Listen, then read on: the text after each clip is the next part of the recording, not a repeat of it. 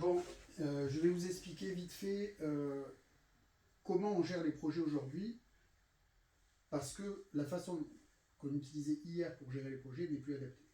Donc avant, en gros, on définissait toutes les spécifications, et une fois qu'on avait défini toutes les spécifications, ça s'appelait le cycle en V par exemple, très déployé sur les grandes entreprises françaises il y a encore pas si longtemps, et ensuite on implémentait les éléments suivant les spécifications, et ensuite on vérifiait que chaque élément implémenté était conforme aux spécifications qui ont été définies. Le problème, c'est qu'entre ça et ça, il peut se passer énormément de temps. Il peut se passer parfois un an. Et malheureusement, comme les technologies évoluent très vite, alors on ne peut pas adopter les dernières technologies tout de suite, mais c'est pas adapté à un environnement technologique qui est en perpétuelle évolution. Donc il fallait trouver on va dire, une solution pour répondre à ce besoin. Donc, est sorti le mode agile. Donc en gros, le mode agile, c'est un mode cyclique, d'accord? On va avoir, par exemple, une spécification. Ensuite, on va avoir, on va réfléchir à comment on va la créer. Ensuite, on va l'implémenter. On va implémenter cette première version. Ensuite, on va vérifier que bon, ben, ça répond bien aux besoins, etc. Et ensuite, on revient ici et on se remet en question, c'est-à-dire on se pose la question, est-ce que ce qu'on a fait jusqu'à présent est bien fait ou pas? Et en fonction de la réponse que l'on donne collégialement, c'est-à-dire toutes les personnes qui travaillent dans le projet, on va voir quelles sont les choses qui doivent être améliorées à chaque cycle, etc. Le problème de ça, c'est que en entreprise, sur des gros projets, ça a généré beaucoup de dérives. Parce que c'est vrai qu'on a envie, enfin, quand on est développeur ou quand on gère des projets, on a envie que le projet il réponde le mieux possible aux besoins qui a été exprimé, d'accord? Et parfois on trouve une super idée, une super techno, ah ouais, si on pouvait l'intégrer, ça serait super bien, ça permettrait de résoudre ça, ça et ça. Mais le problème, c'est que quand on se lance dans un développement, quel qu'il soit technique ou pas, on sait quand ça commence, on sait rarement quand ça finit. Donc il faut être très vigilant sur la façon de gérer l'agilité dans les projets. Et c'est pour ça que moi j'ai utilisé une méthode qui s'appelle le time boxing budgétaire. En gros, quand on reçoit un besoin, donc ça peut être soit on nous donne un besoin, soit on doit aller collecter un besoin. En tant qu'architecte, tu vas parler avec tes gens et avec ce qu'on appelle les parties prenantes, et c'est eux qui vont te dire oui mais j'ai besoin que ça fasse ça, j'ai besoin que ça fasse ça, mais attention, là il y a une contrainte réglementaire, là il va falloir qu'on soit prêt à cette date parce qu'il y a quelque chose qui... Enfin, il y a... c'est une contrainte réglementaire en plus avec une date et parfois avec une contrainte financière. Une contrainte financière, ça veut dire que si jamais tu n'es pas prêt à la date indiquée, potentiellement on peut te faire payer une amende par jour qui peut être très importante. Donc, en gros, le time box budgétaire, c'est quand on nous donne le besoin, en général, on va nous donner aussi une enveloppe. Une enveloppe avec du pognon. Il n'est pas beau en euros. On va avoir une enveloppe budgétaire. Hop. Et bon, j'avoue que mon stylo, il écrit plutôt plus trop bien. Et celui-là, c'est peut-être pire. Là, c'est pire. On n'est pas aidé. Hein? Voilà. Ça va, on reconnaît l'euro là?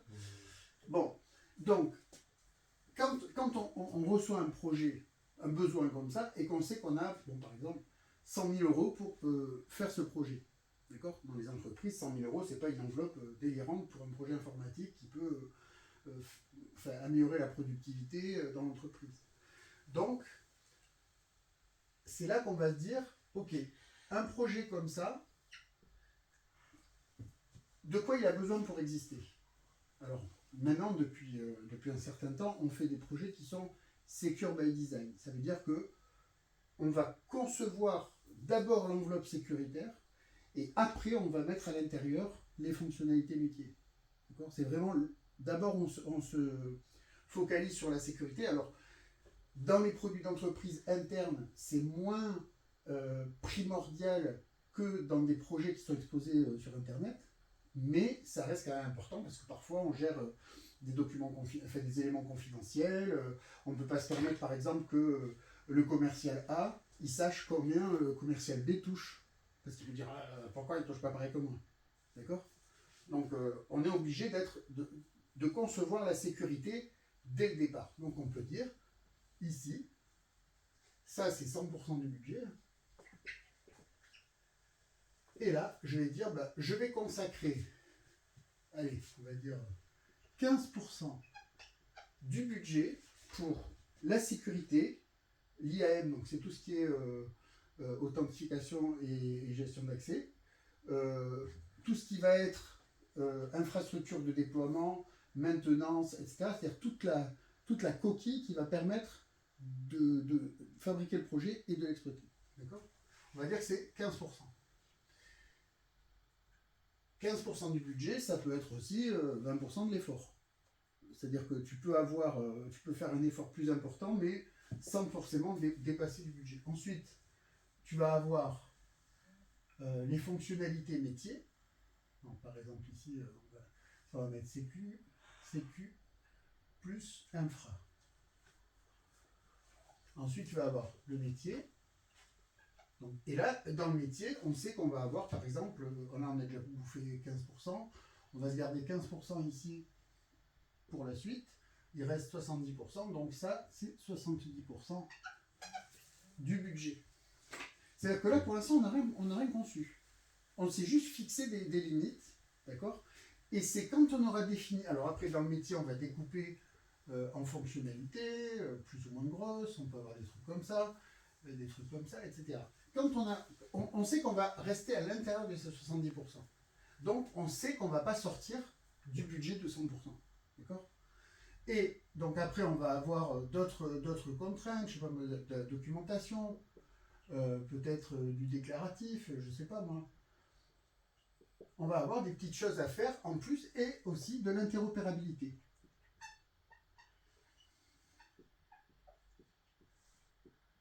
Donc l'interopérabilité, c'est ce qui va permettre au programme qu'on développe de pouvoir interagir avec le reste des briques du système d'information. D'accord ? Quand on a défini tout ça, à ce moment-là, on se pose la question, bon, qu'est-ce que je vais mettre en place comme sécurité pour que ça soit viable dans 15% de 200 000 euros. Donc on a dit qu'on avait 100 000 euros. D'accord ? Alors, certains pourraient dire, oui, mais moi je veux faire un truc entièrement propriétaire, comme ça je suis sûr qu'il n'y a personne d'autre qui connaît ce système, etc. Ok, ça a un coût. Moi je propose par exemple qu'on fasse de l'authentification Google. Alors ouais, mais l'authentification de Google, le problème, c'est bien, mais est-ce qu'on est vraiment souverain? Est-ce qu'on répond vraiment aux contraintes réglementaires auxquelles on est confronté? D'accord?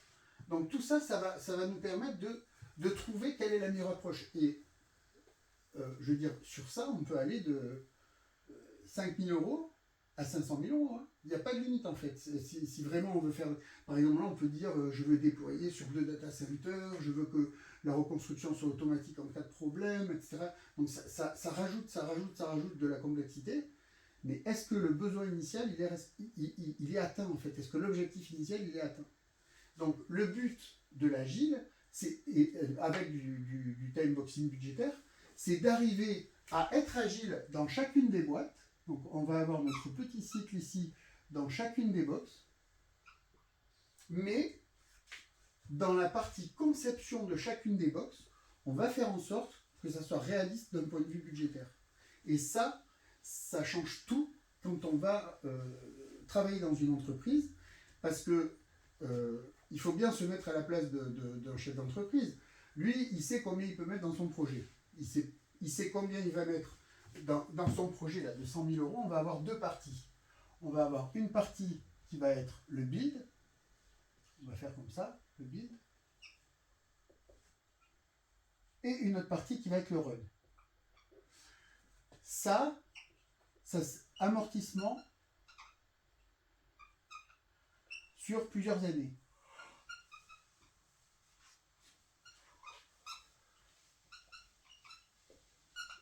Et ça, c'est amortissement dans l'année. Dans l'année. Ça veut dire quoi? Prenons un exemple. Si jamais je crée un programme qui peut entièrement se configurer, et une fois qu'il est configuré, il fonctionne.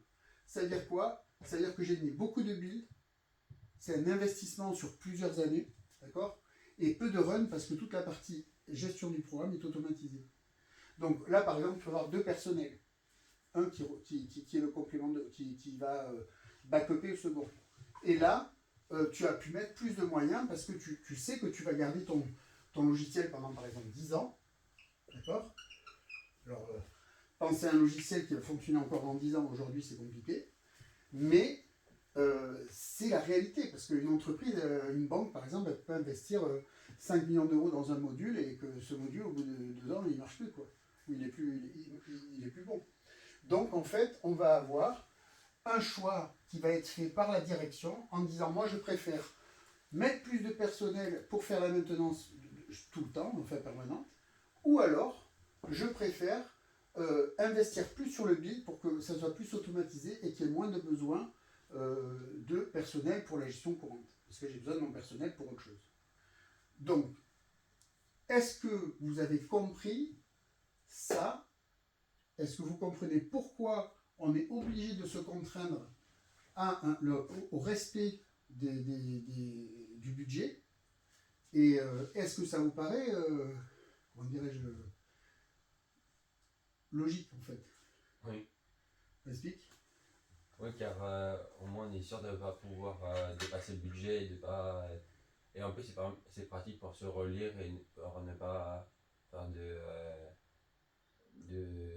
d'erreur de budget. Alors, ok. Et toi, c'est quoi ta version? C'est concernant le budget, ça aide, et aussi concernant les maintenances. Alors, c'est quoi la conséquence si on dépasse le budget? Qu'est-ce qui peut se passer si jamais, par exemple, tu as un budget de 100 000, d'accord? On te dit, je veux une livraison dans 6 mois. Tu dis, ok, pas de problème, on va te le faire. Tu arrives à 5 mois et demi, tu as consommé 98% du budget et tu sais que tu ne vas pas finir. Qu'est-ce qui se passe? Tu vas voir le patron, te dire, j'ai pas fini, il me faut 25 000 de plus pour aller au bout. Qu'est-ce qui peut se passer? Soit le patron n'accepte pas, c'est plus de projet, le projet n'est pas fini. Soit c'est un. On va dire. Je sais pas comment expliquer. Trouve les mots.